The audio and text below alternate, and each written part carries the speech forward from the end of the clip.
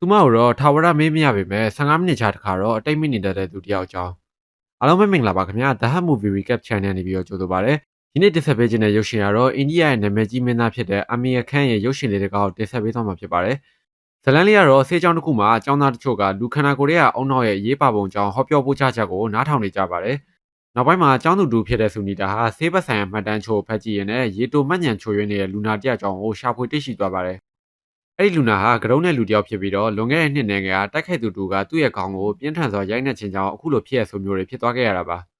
သူမဟာသူမရဲ့ပေါင်မောက်ခနဲ့တွေ့ဆုံပြီးတော့ဒီလက်ဝက်ဆန်းကျဲလူနာရဲ့အကြောင်းကိုသူမရဲ့အကြောင်း project အတွက်တာဝန်ယူခွင့်ပြုဖို့တောင်းဆိုလိုက်ပါတယ်ဒါပေမဲ့ပေါင်မောက်ခကဒီမှုမှာရဲတပ်ဖွဲ့ဝင်တွေပါဝင်ပတ်သက်နေတာကြောင့်ညှင်းဆိုခဲ့ပြီးတော့စန်ဂျေးလို့အမည်ရတဲ့ဒီလူရဲ့စိတ်မကောင်းစရာအခြေအနေတွေကိုပြောပြခဲ့ပါတယ်သူနီတာဟာသူ့အတွက်စိတ်မကောင်းဖြစ်မိပြီးတော့ဒီလိုရေတိုမှတ်ညံတဲ့လူတစ်ယောက်ဟာဘဝကိုဘယ်လိုတောင်နေထိုင်ရှင်သန်လဲဆိုတာကိုသိချင်နေခဲ့ပါတယ်တစ်ဖက်မှာတော့စန်ဂျေးဟာလူတစ်ယောက်နဲ့တိုက်ခိုက်နေတာကိုတွေ့ရပါတယ်။ရန်သူအနိုင်ယူပြီးနောက်မှာတော့သူဟာအဲ့ဒီလူကိုဓာတ်ပုံရိုက်ပြီးတော့ဓာတ်ပုံပေါ်မှာပဲမှတ်စုချို့စတင်ရေးသားပါတယ်။အဲ့ဒီနောက်မှာစန်ဂျေးဟာသတိမေ့နေတဲ့အဲ့လူကိုရှာဖွေရကနေပြီးတော့ဖုန်းတစ်လုံးတွေ့ရှိခဲ့ပြီးတော့အဲ့ဒီဖုန်းမှာဂါဂျီနီဆိုတဲ့နာမည်ကိုတွေ့လိုက်တာနဲ့သူ့ရဲ့အတိတ်ကမှတ်ညံချို့ကပြန်ပေါ်လာပါတယ်။ဒါပေမဲ့အမျိုးသမီးတူကသူ့နားထဲမှာတိုးတိုးလေးပြောလိုက်တဲ့ပုံရိပ်နဲ့တူအဲ့ဒီမှတ်ညံတွေကရုတ်တရက်ပြတ်တောက်သွားပါတယ်။သူဟာအချိန်ဆွဲပဲနဲ့ဂါဂျီနီရဲ့ဖုန်းနံပါတ်ကိုချရေးပြီးတော့အဲ့ဒီနေရာနေပြီးတော့ထွက်ခွာသွားပါတယ်။မကြခင်မှာပဲရဲတပ်ဖွဲ့ဝင်တွေကအခင်းဖြစ်ပွားတဲ့နေရာကိုရောက်ရှိလာပါတယ်။အဲ့ဒီချိန်မှာပဲအပြစ်မကင်းတဲ့ပုံစံရှိတဲ့လူတချို့လည်းရောက်လာပြီးတော့စံကြီးလက်ချက်နဲ့အသက်ဆုံးရှုံးသွားတဲ့သူဟာသူတို့ဖွဲ့ဝင်တယောက်ဖြစ်နေတယ်ဆိုတာကိုသူတို့မြင်လိုက်ရပါတယ်။နောက်တစ်နေ့မှာတော့စံကြီးဟာမနေ့ကသူဘာတွေလုပ်ခဲ့လဲဆိုတာကိုဘာမှမသိပဲအဲ့ရကနေနိုးလာပါတယ်။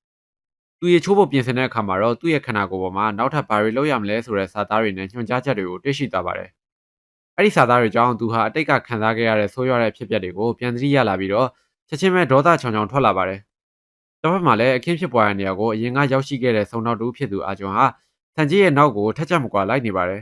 ။အာဂျွန်ဟာအခင်းဖြစ်တဲ့နေရာနေပြီးတော့ဘတ်စကားလက်မှတ်တစ်စောင်တွေ့ရှိခဲ့ပြီးတော့အဲ့ဒီသက်သေနဲ့ပဲဆက်လက်စုံစမ်းဖို့ဆုံးဖြတ်ခဲ့ပါတယ်။သူဟာလက်မှတ်ဝယ်ယူခဲ့တဲ့ဂိတ်ကိုတွားရောက်ခဲ့ပြီးတော့မကြခင်မှာပဲသူသိကျင်တဲ့အချက်လက်တွေကိုရရှိခဲ့ပါတယ်။လက်မှတ်ရောင်းသူကလက်မှတ်ဝယ်သွားတဲ့မှတ်ညံမကောင်းတဲ့ခီးတဲ့တယောက်ကြောင့်ကိုပြောပြတာကြောင့်အာဂျွန်ဟာလက်မှတ်ရောင်းသူနဲ့အတူစန်ကြီးကိုရှာဖို့အလင်းမြန်ထွက်ခွာသွားပါတယ်။သူတို့ဟာကားဂိတ်ကနေထွက်ခွာသွားတော့မဲ့ဘတ်စကားပေါ်မှာစန်ဂျီကိုတွေ့လိုက်ရပြီးတော့အာဂျွန်ကဘတ်စကားနောက်ကိုချက်ချင်းလိုက်ကကားပေါ်အမိတက်နိုင်ခဲ့ပါတယ်။ဒါပေမဲ့သူဘတ်စကားပေါ်တက်လိုက်တဲ့အခါမှာတော့စန်ဂျီကိုဘယ်မှရှာမတွေ့တော့ပါဘူး။အဲ့ဒီနောက်မှာဆူနီတာဟာစန်ဂျီနဲ့မတော်တဆဆုံပြီးတော့ခဏစကားပြောဖို့သူ့ကိုတားလိုက်ပါတယ်။သူ့ရဲ့ဥကောင်းတိုင်ကဘလို့ရခဲ့တာလဲဆိုတဲ့မေကွန်များကြီးမေးပြီးတဲ့နောက်မှာတော့စန်ဂျီဟာစိတ်နှောက်ယှက်ဖြစ်ကထွက်သွားဖို့ပြင်ပါတယ်။ဒါပေမဲ့ဆူနီတာဟာနောက်ကျိန်ပြန်ဆုံတဲ့အခါမှာမှတ်မိအောင်လို့ဓာတ်ပုံတစ်ပုံလောက်ရိုက်ပေးဖို့တောင်းဆိုခဲ့ပါတယ်။တစ်ဖက်မှာလည်းအာဂျွန်ကစန်ဂျီကိုဆက်လက်ရှာဖွေနေပြီးတော့မကြခင်မှာပဲသူ့အိမ်ထိခြေရခံနိုင်ခဲ့ပါတယ်။အဲ့လိုနဲ့သူကစန်ဂျီကိုတိုက်ခိုက်ပြီးတော့သတိမေ့အောင်လုပ်ပြီးတော့ကျိုးနဲ့တုတ်ထားလိုက်ပါတယ်။အဲ့ဒီနောက်သူကအင်ကိုရှာဖွေရနေပြီးတော့ diary စာအုပ်ကိုတွေ့ရှိခဲ့ပြီးတော့စန်ဂျီရဲ့လျှို့ဝှက်ဆန်းကျဲတဲ့အတိတ်ကိုစတင်ဖော်ထုတ်ပါတော့တယ်။စန်ဂျီဟာအရင်ကဆက်သွယ်ရေးလောကမှာလွန်အောင်မြင်ပြီးကြော်ကြားတဲ့စီးပွားရေးလူငယ်တူဖြစ်ခဲ့ပြီးတော့လူများရဲ့လက်ခုပ်တန်တွေကြားမှာဟောပြောပွဲတွေလုပ်ခဲ့တာကိုတွေ့ရပါတယ်။နောက်ခန်းမှာတော့ဒီရုပ်ရှင်ဟာကြီးကျယ်တဲ့အောင်မြင်မှုတွေကိုမျှော်လင့်နေတဲ့ရုန်းကန်နေရတဲ့မင်းသမီးကျော်လေးကယ်ပနာအကြောင်းကိုပြသထားပါတယ်။ဒီနေ့မှာကြော်ညာရိုက်ကူးနေတော့မှာကယ်ပနာစီကိုစန်ဂျီရဲ့ကုမ္ပဏီကလူတွေကရောက်လာပါတယ်။စန်ဂျီရဲ့ကြော်ကြားမှုကြောင့်သူမရဲ့စတူဒီယိုတာဝန်ရှိသူတွေအားလုံးကစိတ်လှုပ်ရှားသွားပြီးတော့ကယ်ပနာဟာစန်ဂျီရဲ့ချစ်သူဖြစ်မယ်လို့ချက်ချင်းပဲထင်ကြီးပေးလိုက်ကြပါတယ်။ဒါပေမဲ့အဲ့ဒီလူတွေရောက်လာတာဟာကယ်ပနာရဲ့အိမ်သားမှာကြော်ညာဆိုင်ဘုတ်တစ်ခုတက်ဆင်နေတာကြောင့်သူမရဲ့သဘောတူညီချက်ကိုလာတောင်းတာဖြစ်ပါတယ်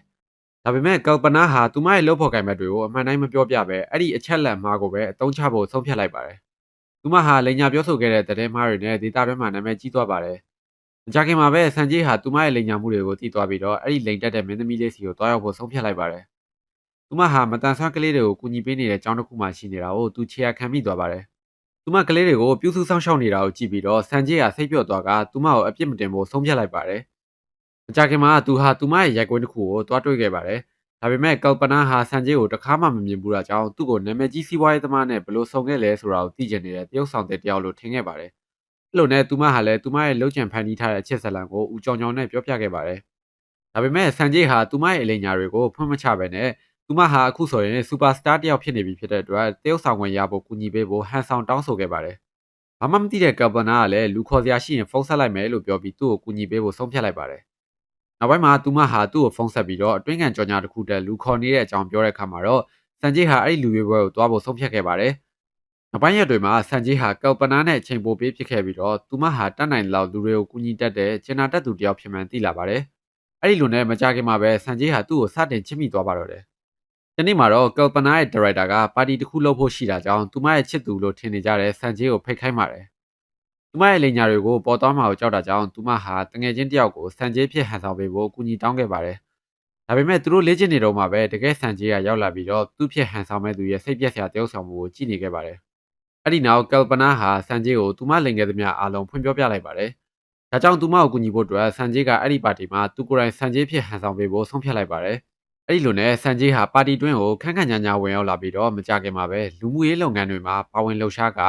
ပရဟိတလုပ်ငန်းတွေအတွက်ငွေမြောက်များလှူဒန်းခဲ့ပါတယ်။ဒါကိုမြင်တဲ့ကယ်ပနာကတော့တုံ့လုံးသွားပြီးတော့တုံးလိုက်တဲ့ပတ်စံတွေဟာသူမရဲ့အိတ်ကက်ထဲကထွက်သွားပြီလို့ထင်နေခဲ့ပါတယ်။ဘာပဲဖြစ်ဖြစ်သူတို့ဟာအဲ့ဒီညကိုအဆင်ပြေပြေကြော်ဖြတ်နိုင်ခဲ့ပြီးတော့အိမ်ပြန်လမ်းမှာကယ်ပနာဟာမယမနာရေမောနေခဲ့ပါတယ်။ဒါပေမဲ့ရုတ်တရက်ဆန်ဂျေးကသူမကိုဘလောက်ချစ်ကြောင်ပြောလိုက်ပါတယ်။ကယ်ပနာကလည်းအံ့ဩတင်သွားပြီးတော့အချိန်တစ်ခုစဉ်းစားဖို့လိုအပ်ကြောင်းပြောကဘတ်စကားပေါ်ကနေဆင်းသွားခဲ့ပါတယ်။လက်ရှိချိန်ကိုပြန်ရောက်လာတဲ့အခါမှာတော့အာဂျွန်ဟာပထမဒါယာရီစာအုပ်ကိုဖတ်လို့ပြီးသွားပြီးတော့ဇလန်းဆက်ကိုတီးဖို့နောက်ထပ်ဒါယာရီစာအုပ်တို့ကိုတွေးရှိသွားပါတယ်။ဒါပေမဲ့ဆန်ဂျေးကသတိပြန်လာပြီးတော့ကျိုးတွေကနေရုံထွက်ကဆုံတောက်ကိုဒေါသကြီးတိုက်ခိုက်ပါတော့တယ်။သူဟာကျူးကျော်လာတဲ့ရဲကိုအပြတ်ရှင်းဖို့မိသက်စီပူကိုယူလိုက်ပေမဲ့ကံကောင်းထောက်မဆောင်နဲ့ပဲတကားဝါလူတယောက်ကြောင့်ရက်လိုက်ရပါတယ်။သူဟာအာဂျွန်ကိုအမြန်ပြန်ချီနှောင်ပြီးဝှက်ထားလိုက်ရပါတယ်။အဲ့ဒီနောက်မှာတကားဝါမှာဘယ်သူလဲဆိုတော့တွားကြည့်တဲ့အခါမှာတော့သူ့ရဲ့ဆရာဝန်နဲ့အဖွဲ့သားတွေဖြစ်နေခဲ့ပြီးတော့သူ့ကိုစစ်ဆေးပြီးတဲ့နောက်မှာသူတို့ပြန်သွားကြပါတယ်။ဒါပေမဲ့နှုတ်ဆက်တန်တစ်ခုကဒီနေ့မှာသူ့လှုပ်ဆောင်မဲ့တာဝန်ကိုအတိပေးလိုက်ကအဲ့ဒါကတော့ဂါဂျီနီကိုအပြတ်ရှင်းမဲ့နေဖြစ်နေတာပါ။အဲ့ဒီလူဟာဒီနေ့ညနေမှာကျောင်းပွဲတော်တစ်ခုကိုတက်ရောက်မယ်ဆိုတာကိုသိလိုက်ရပါတယ်။ဆန်ဂျေးဟာချက်ချင်းပဲပြင်ဆင်ပြီးတော့ကျောင်းစီကိုထွက်ခွာသွားပါတယ်။အဲ့ဒီကျောင်းဟာဂါဂျီနီရောက်ရှိလာမယ့်နေရာဖြစ်တာကြောင့်ဆူနီတာနဲ့သူထပ်မံတွေ့ဆုံခဲ့ပါတယ်။သူမကဆန်ဂျေးကိုသူမဘာလုပ်လဲဆိုတာကိုပြန်မိတ်ဆက်ဖို့ကြိုးစားပေမဲ့သူမဖျော်ဖြေရေးလုပ်ဖို့ရှိတာကြောင့်လုပ်ဖို့ကိုင်မဲ့တွေကခေါ်သွားကြပါတယ်။အခမ်းအနားအတွင်းမှာဆူနီတာရဲ့ပေါမောက်ခကကျောင်းရဲ့အထူးဆောင်ဧည့်သည်ကိုမိတ်ဆက်ပေးလိုက်ရာအဲ့ဒီလူဟာတခြားသူမဟုတ်ပဲဂါဂျီနီဖြစ်နေပါတယ်။ဆန်ဂျေးဟာအဲ့ဒီလူကိုနေရာမှာထိုင်ခိုင်းလိုက်တဲ့အထိဒေါသတကြီးကြည့်နေခဲ့ပါတယ်။သူဟာကင်မရာကိုထုတ်ပြီးတော့ဂါဂျီနီရဲ့တပ်ပုံချိုကိုရိုက်ယူလိုက်ပါတယ်။အဲ့ဒီနောက်မှာသူဟာဂါဂျီနီရဲ့ဖုန်းနံပါတ်ဟုတ်မဟုတ်အတီးပြဖို့ဖုန်းခေါ်ဆိုကြည့်ပြီးတော့အတီးပြပြီးတာနဲ့ချက်ချင်းဖုန်းပြန်ချလိုက်ပါတယ်။ဆန်ဂျေးဟာကပ်ပါကင်ကိုသွားပြီးတော့ထပ်မံဖုန်းခေါ်လိုက်ပြန်ပါတယ်။ဒါပေမဲ့ဂါဂျီနီကသူ့ရဲ့လူတယောက်ကိုဖုန်းဖြေခိုင်းလိုက်ပါတယ်။ဆန်ဂျေးကဂါဂျီနီလို့ထင်ပြီးတော့အဲ့ဒီလူကိုကပ်ပါကင်ကိုခေါ်လိုက်ကရောက်လာတဲ့တိုက်ခိုက်ပါတော့တယ်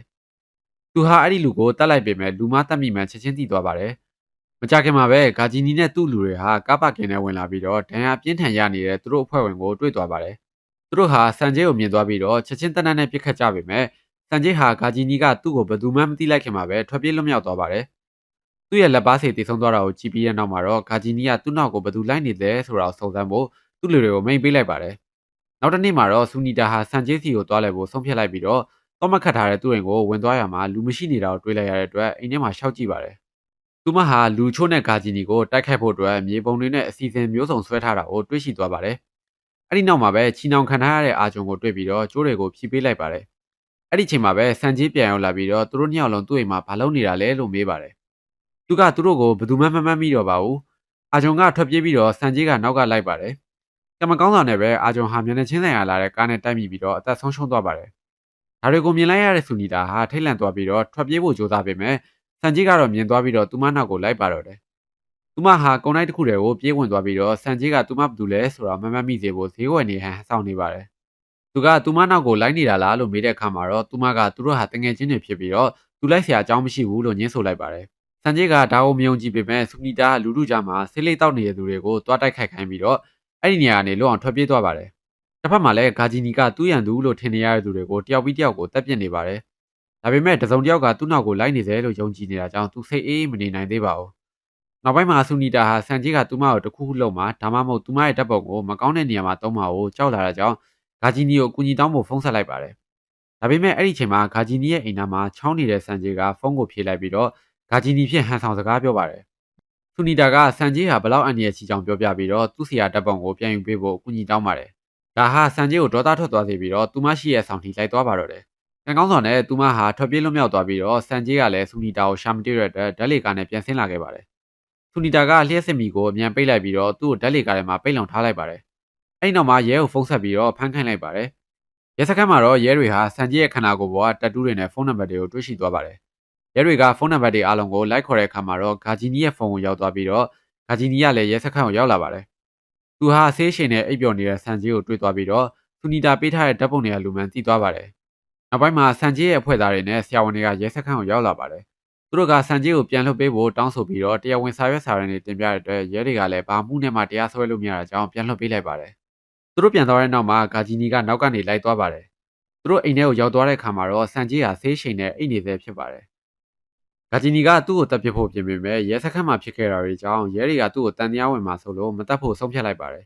။အဲ့ဒီစာဂါဂျီနီကဆန်ဂျေမှာကြန့်ရှိနေတဲ့မှတ်ဉာဏ်အစအနတွေကိုပါအကုန်ဖြတ်ဖြစ်ဖို့သူတို့ဆုံးဖြတ်လိုက်ပါတယ်။သူတို့ဟာတပ်တွေမြေပုံတွေကိုယူသွားကြပြီးတော့ရှိသမျှတပ်ပုံတွေကိုမိရှို့ကသူ့ခန္ဓာကိုယ်ပေါ်တပ်တူးတွေကိုလည်းဆေးမှုတ်ပြီးဖျက်ဆီးခဲ့ကြပါတယ်။တစ်ဖက်မှာတော့ဆန်ဂျေရဲ့ဒိုင်ယာရီတွေကိုယူထားခဲ့တဲ့ဆူနီတာဟာအဲ့ဒါတွေကိုဖတ်ကြည့်ရတဲ့ကော်ပနာနဲ့ဆန်ဂျေတို့အကြောင်းကိုသိသွားပါတယ်။ဆန်ဂျေကသူ့ရဲ့အချက်ကိုဖွင့်ပြောပြီးတဲ့နောက်မှာတော့ကော်ပနာကလည်းသူ့ကိုစိတ်ဝင်စားကြောင်းပြန်ပြောခဲ့ပါတယ်။ဒါပေမဲ့သူမဟာသူမရဲ့ငွေကြေးချင်းတွေကောင်းမွန်လာမှသာအတီးကျလက်တွဲမယ်လို့ဆုံးဖြတ်ခဲ့ပါတယ်။အကျိုးဆက်အနေနဲ့ဆန်ဂျေဟာတာမန်လူတစ်ယောက်ဖြစ်ဆက်လက်ဟန်ဆောင်နေခဲ့ပါတယ်။သူတို့နှုတ်ရဲ့အချက်တွေဟာတဖြည်းဖြည်းတိုးတက်လာခဲ့ပြီးတော့ဆန်ဂျေဟာသူမအတွက်တတ်နိုင်သမျှကူညီပေးခဲ့ပြန်ပါတယ်။အဲ့ဒီလိုနဲ့ဆန်ဂျေဟာသူမအင်တရာဖို့အတွက်သူ့ဝန်ထမ်းတွေကိုပြောကသူမစီကိုဖုန်းဆက်ခိုင်းလိုက်ပါတယ်။အဲ့ဒီလိုနဲ့ဆန်ဂျေရဲ့ဝန်ထမ်းတွေဟာကော်ပနာကိုသူမအိမ်တရဖို့အတွက်ရွေးခံလိုက်ရပြီလို့ပြောပြလိုက်ပါတယ်။သူမဟာအရန်ပျော်ရွှင်သွားပြီးတော့ဆန်ဂျေကိုတော့အိမ်တစ်ကိုဖိတ်လိုက်ပါသေးတယ်။ဒီနေ့တော့ဆန်ဂျေဟာမျိုးပြင်ဖို့ခဏသွားဖို့ရှိတဲ့အကြောင်းကိုပြောပြီးတော့ထွက်သွားခဲ့ရနေပြီးတော့ဒိုင်ယာရီရဲ့မှတ်တမ်းဖြတ်တောက်သွားပြန်ပါတယ်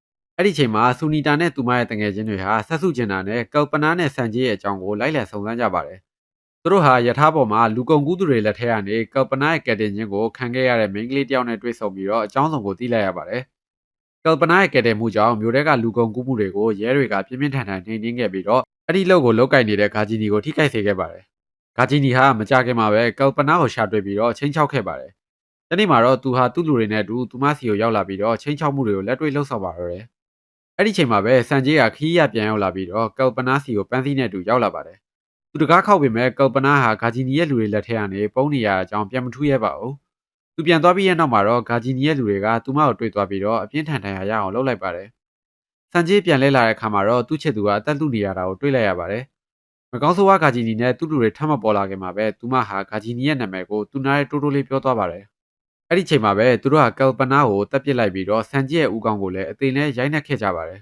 ။ဆူနီတာဟာအခုမှမှန်တရားကိုသိသွားပြီးတော့ဒိုင်ယာရီကိုဆန်ဂျေရှိအမြန်ဆုံးယူသွားကသူ့ရဲ့အတိတ်ကြောင့်တည်တဲ့နာမှန်သမျှအကုန်ပြောပြလိုက်ပါတယ်။ဒေါသတွေနဲ့ပြည့်နှက်နေတဲ့ဆန်ဂျေဟာဂါဂျီနီရှိဖုန်းဆက်ပြီးတော့သူ့ရဲ့ရုပ်မာတဲ့ဘဝကိုအဆုံးသတ်ပစ်မယ်လို့ချင်းချောက်လိုက်ပါတယ်။အဲ့လိုနဲ့ပဲနောက်ဆုံးတိုက်ပွဲအတွက်အစပြုလိုက်ပါပြီ။ဆန်ဂျေဟာသူ့ရန်သူတွေကိုခြေရာခံနိုင်ခဲ့ပြီးတော့များပြားလာတဲ့လက်ပါစီတွေကြားထဲမှာတိုက်ခိုက်ကြပါတယ်။တိုက်ပွဲတွင်းမှာဆန်ဂျေရဲ့ကျမ်းမာရေးချင်းတွေကြောင့်သူဘာလို့ဒီကိုရောက်နေလဲဆိုတော့ရုတ်တရက်မေ့သွားခဲ့ပါတယ်။ဂါဂျီနီကအဲ့ဒီခွင့်ရကိုတုံးပြီးတော့သူ့ကိုလှည့်စားကအပြင်းထန်တရားရအောင်လုပ်လိုက်ပါတယ်။အသာစီးရသွားတဲ့ဂါဂျီနီဟာဆူနီတာကိုကော်ပနာကိုတတ်ခဲ့တယ်လို့မျိုးတတ်ဖို့ကြိုးစားပေမဲ့ဆန်ဂျေကတားဆီးနိုင်ခဲ့ပြီးတော့နောက်ဆုံးမှာဂါဂျီနီကိုအပြတ်ရှင်းကသူမြဲလိုလားခဲ့တဲ့ဂလာစားချင်မှုကိုရယူနိုင်ခဲ့ပါတယ်။နောက်ဆုံးမှာကော်ပနာကိုဂုဏ်ပြုတဲ့အနေနဲ့မိဘမဲ့ကေယာတစ်ခုကိုတိစောက်ခဲ့ပြီးတော့ဆန်ဂျေဟာကလေးတွေနဲ့အတူဆော့ကစားနေကသူ့ရဲ့ဆုံးရှုံးသွားတဲ့ချစ်သူကိုလွမ်းဆွတ်နေရင်းနဲ့ပဲဇလန်းလေးကတော့ပြီးဆုံးသွားပါတော့တယ်။အားလုံးကျေးဇူးအများကြီးတင်ပါတယ်ခင်ဗျာနောက်ဗီဒီယိုတွေမှာပြန်လည်ဆုံတွေ့ပါမယ်။